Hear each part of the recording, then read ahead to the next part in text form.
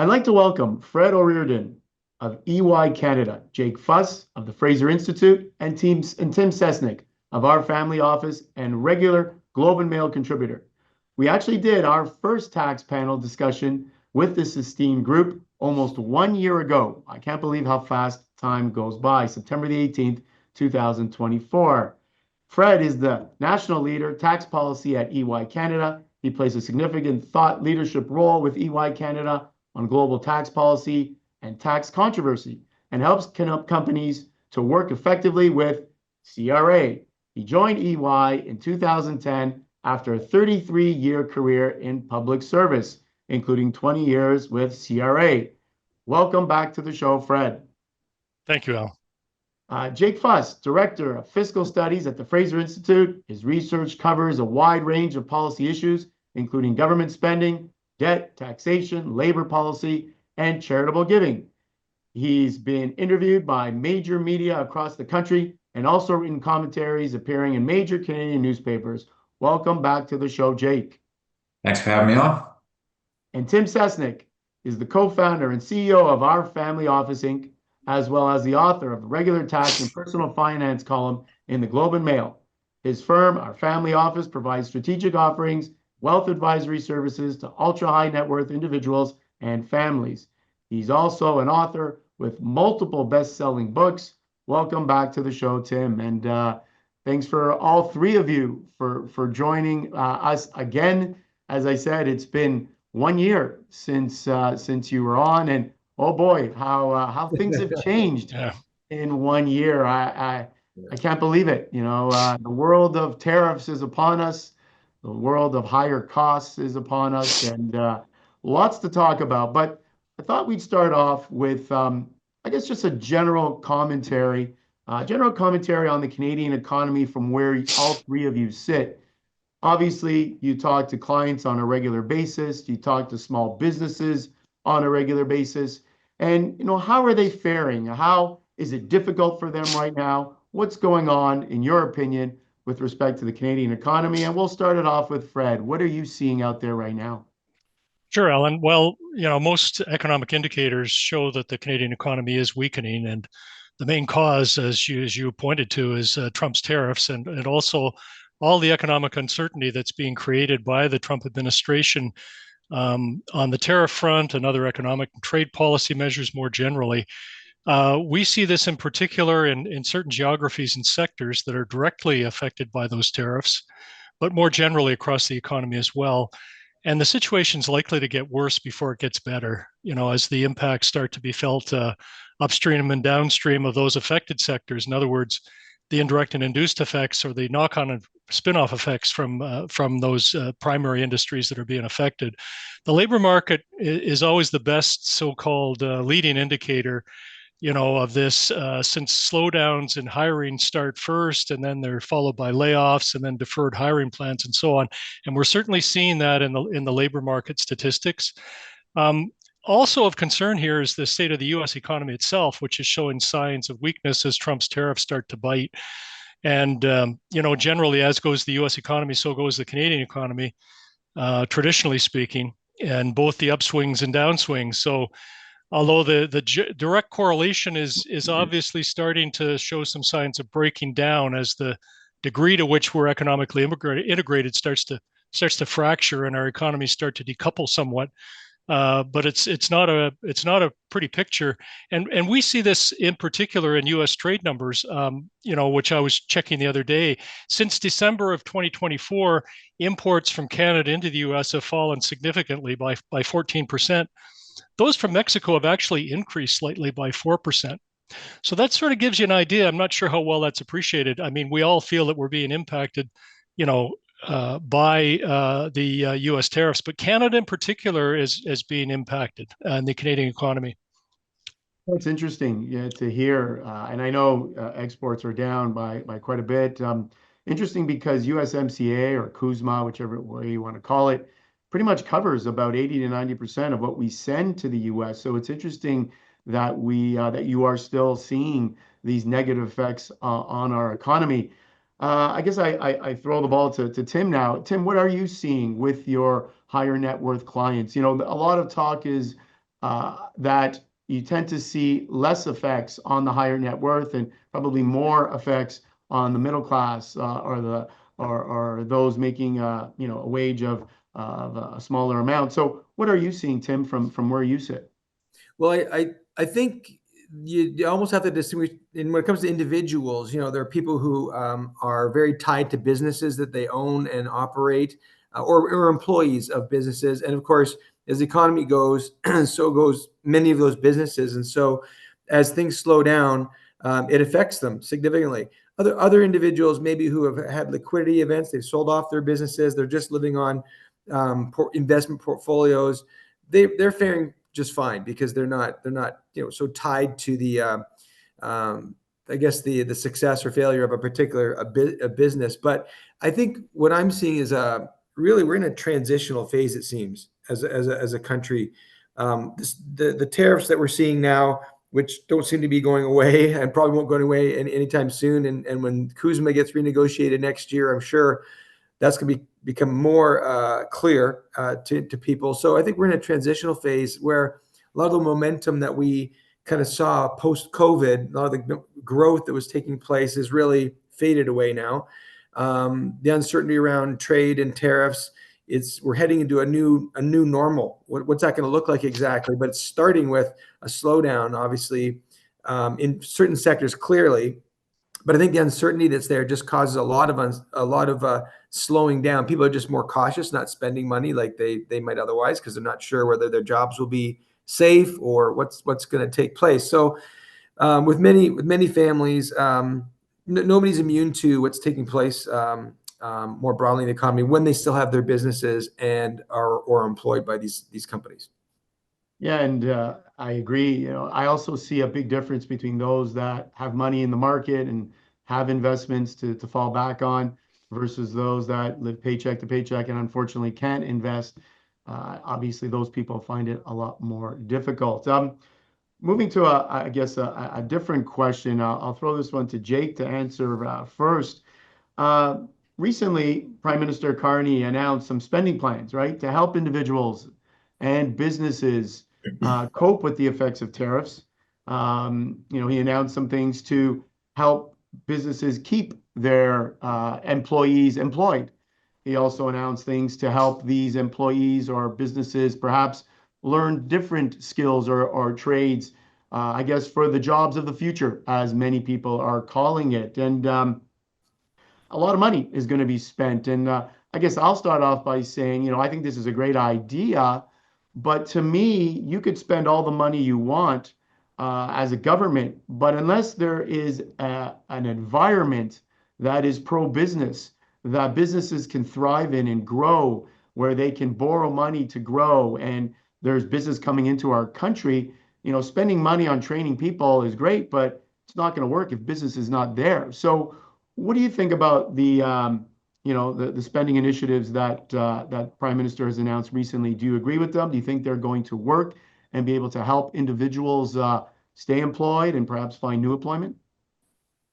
So it's a great question. I mean, I think like you've outlined, a lot of the new spending measures are temporary in nature, and they're meant to really solve the COVID issue, and or not the COVID issue. I mean the tariff issue. Excuse me. And ultimately, they may help at the margin with some people, with some businesses, with some individuals, for instance. But unless we're actually fixing the underlying issues, both on the tariff fronts and actually fixing that issue in the long run, they're not going to make a huge difference. And I also think we have to solve our underlying issues in the economy that existed before the tariff issue as well. Going into the tariff situation, we already had weak private sector growth, declining GDP per capita, for instance, a dearth of business investment in the country. So even if we magically kind of solve the tariff issue all of a sudden, we still have these other issues in the economy that we also need to deal with.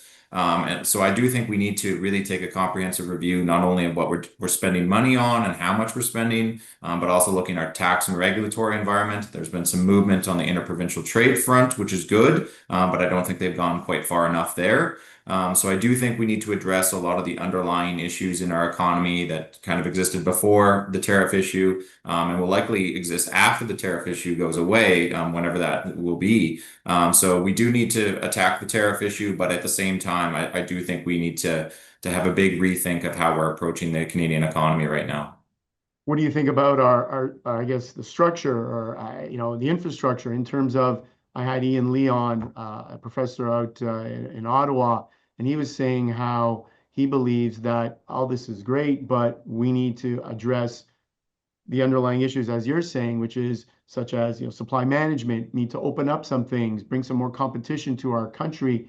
Perhaps, that would be a good thing. It would lower prices first and foremost for all of us here, like dairy products, etc.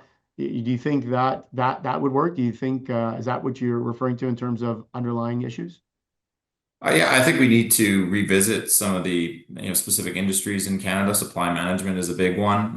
That's something that's been insulated by politicians across the political spectrum, but it's been a big inhibition towards getting trade deals done with other countries, and it even is a big cost to many consumers at the same time, and only benefiting a very small group of people. But I think we need to revisit competition in the airline space, telecoms, all of these different sectors that have kind of been not touched for a very long time. And then also needs to have a conversation about, how we're addressing our tax system. We're very uncompetitive compared to other countries. We're spending a significant amount of money, not just at the federal level, but also at the provincial level. This is not a sustainable thing.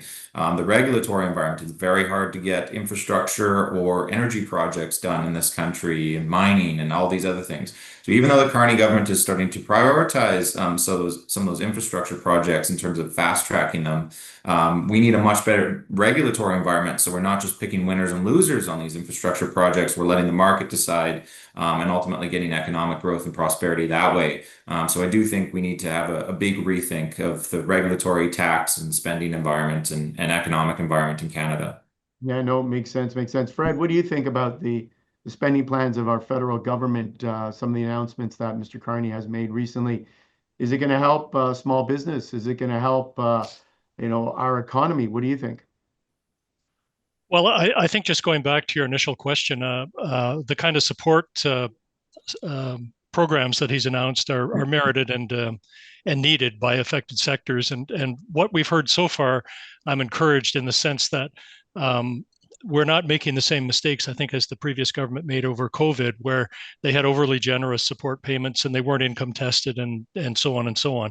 These seem to be targeted, shorter term duration and more transitional in nature to assist those businesses. So in that sense, what we've heard so far, I think, is encouraging. What we've heard so far on your latter questions too, I mean, Prime Minister Carney has said we need to spend more and invest more, and he's talking the talk at this point. At least I would agree with that, and I agree with the points that Jake had raised. I think we'll have to wait for the federal budget to really see exactly what comes out in terms of plans. We at least know the initial infrastructure plans, the Canada Builds plans that were announced yesterday. A little bit of maybe a bit of a disappointment in the sense that for the most part, these are projects that are already well underway. So I mean, they're picking winners that are already winners. I think the next tranche of projects that we should hear by Grey Cup Day probably will be a little bit more interesting. But I'll pause there, Tim. Yeah, no. Sorry. If I can just add a comment there, I think what Jake and Fred have said is just hits the nail on the head. I think, but here's the way I look at it: if businesses in Canada cannot attract private investment, if business investment in technology and capital investment is not, we're not finding investment in Canada, there's a serious problem. The government can't step in and fill that void. The government can provide support, which is important, I think, in the short term. But ultimately, as Jake said, we need to change some structural things that attract more investment to businesses in Canada, so we're not lagging so far behind in our productivity, and that ultimately will make huge changes in the long run. But it's not going to happen overnight. This takes a bit of time to make these changes. Right, and a great segue into my next question, Tim, which I guess about a year ago we talked about, this whole concept of tax fairness and paying your fair share, and we all had different views. I think I even mentioned the flat tax idea. I know Jake was like, yeah, this is not bad. Some countries are using it. I know you had talked about, well, probably my clients don't really mind paying more tax. Um, so you talk about business coming into Canada. We need to obviously create an environment where businesses want to come. So here's the big question. Do we need to cut taxes? We've seen recently the premier talk about, cutting interest rates. And I believe the Bank of Canada will cut interest rates next week, but a cut in taxes and a meaningful one. I know Prime Minister, when he came into office, he had a 1% cut in taxes. And I don't think that's enough to buy me and my family dinner one night. But, do we need something more meaningful to help stimulate our economy, to make it so businesses want to come here, to make it so we have more money in our pockets at the end of the day to spend in the economy, to go out and buy flat screen TVs or whatever we want to do. So do you think we need a meaningful cut in taxes?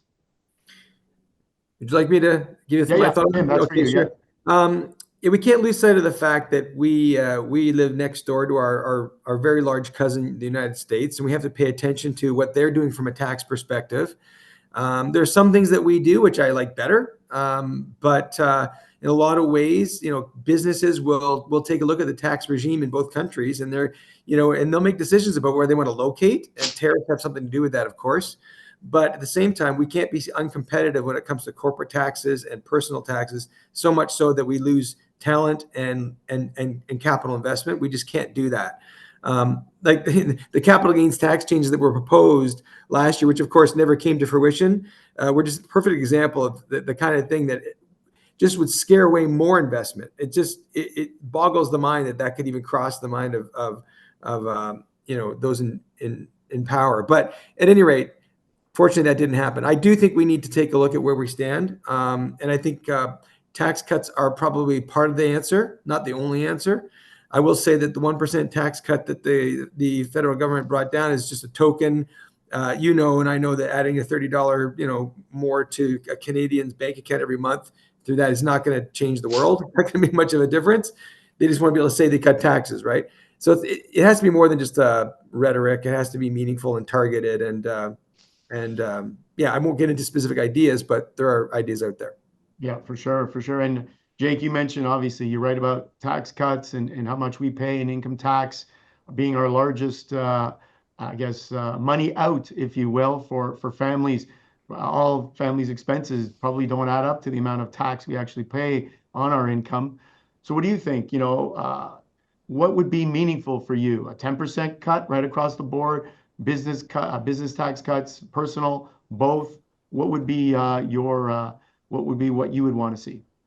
Yeah, I agree with what Tim said. I mean, I think we need meaningful change on tax rates, not just, kind of tinkering around the edges with, one tax rate going down by 1 percentage point, for instance. Like, I think looking at the model that the Gordon Campbell government had in BC in the early 2000s, for instance, they had a precarious financial situation, but at the same time, they actually reduced personal income tax rates by 25% across the board, for instance, at every level, while also making changes to the corporate tax rate structure in the province, and also flatlining spending at the same time too. So they were doing a lot of things and also making changes on the regulatory front to remove 1/3 of the regulatory commitments in the province too. And they had one of the better per person economic growth periods in Canada after making those changes. So I do think we have to be quite bold. Now is not the time to just kind of maintain the status quo and make tweaks here or there. They are going to be difficult decisions to make, and they are going to require you to cut back on spending and other initiatives that you want to take on. But the opportunity cost of you not going down that route of not reducing taxes, I think, is far greater than the decision to do so. I mean, like Tim said, we need more investment. We need more capital in the country. We need to keep the talented individuals in Canada or attract them here. And right now, we're not doing that. Yeah, no, I agree, and very much so, as the three of you know, and trying to, I guess many are trying to go to the Prime Minister and saying, hey, listen, I think taking a look at our tax and how we're taxing individual businesses, it needs to be looked at. I know Tim mentioned our neighbors to the south, and obviously in the last year, the one big beautiful bill was passed And, that included extending the Trump tax cuts from his first term, but it also included things such as no tax on tips, no tax on overtime, allowing businesses to have certain write-offs in their first year. So I ask you, Fred, what do you think about the One Big Beautiful Bill? Do you think we need to take a page out of something like that? Do you think we need the Canadian One Big Beautiful Bill and to bring some cuts in certain areas of our economy? Well, I think the One Big Beautiful Bill is actually a bigger threat to the Canadian economy than the Trump tariffs are. And I think the government, I'm sure the government is seized with that. They're looking at tax competitive with the US, and that should be addressed in the upcoming fall budget. We'll have to wait and see. In terms of tax measures, I think it would be hard and probably a mistake for Canada to try to go toe to toe with some of the tax incentives that are in the One Big Beautiful Bill. The government's in a difficult situation right now, and we'll see that budget day as well. We know there's a lot of red ink, so they're trying to address that partly through what Prime Minister Carney has referred to as austerity, at least in French. We'll see what that austerity word really means when it comes out. We know about restraint in direct federal spending, the 15% cut over 3 years and so on, which is probably not sufficient in terms of addressing the deficit and the growing deficit when you match that up with growth in spending, just in national defense alone, for example, and in other areas. So the timing is very difficult for the government to consider across the board tax cuts. What I would like to see happen is the government follow through on one recommendation that it made in its election platform, the Liberal Party, and that was a comprehensive review of the corporate income tax system. I would like to see it cast more broadly than that to include all taxes. Really, what the government needs to do is look at the source of revenue, the source of financing, and come up with smarter ideas that don't discourage investment and do encourage more economic growth. So in the context of income taxes, look at the top marginal rates and the threshold levels of income and so on, both the personal level and the business level. I say the business level simply because, we have the small business deduction, and I don't want to be seen as going on the record as opposing the small business deduction in any sense, but there's a huge gap between that and the standard corporate rate. And that is distortionary in nature. We need to attract capital investment. Large multinational firms are the source of a lot of that investment. And so we want to encourage them to come to Canada as opposed to other countries, because that's where they've been going, because their rate of return is higher there. Similarly with consumption taxes. Again, I don't want to be seen as advocating an increase in the GST. Some economists have done that. I don't necessarily disagree with that. I mean, for the simple reason that, as I said, look at the tax mix. Income taxes are the most distortionary. They have the highest deadweight loss in terms of, the impacts that they have. So start to move in a direction that Prime Minister Carney has articulated, spend less, invest more, and do some of these tax changes that would encourage movement in that direction. Yeah, and well, as I always say, make it, a nice place to do business, and hopefully business will come. And Fred O'Riordan of EY Canada, Jake Fuss of the Fraser Institute, and Tim Cestnick of Our Family Office. Thank you so much, guys, gentlemen, for joining me again 1 year later. It was great to get you back again, bring the family back together again. And who knows, maybe we'll get together again, and who knows what that environment will be looking like when we do again. So thanks once again for being on our show, and look forward to seeing you guys again soon. Take care.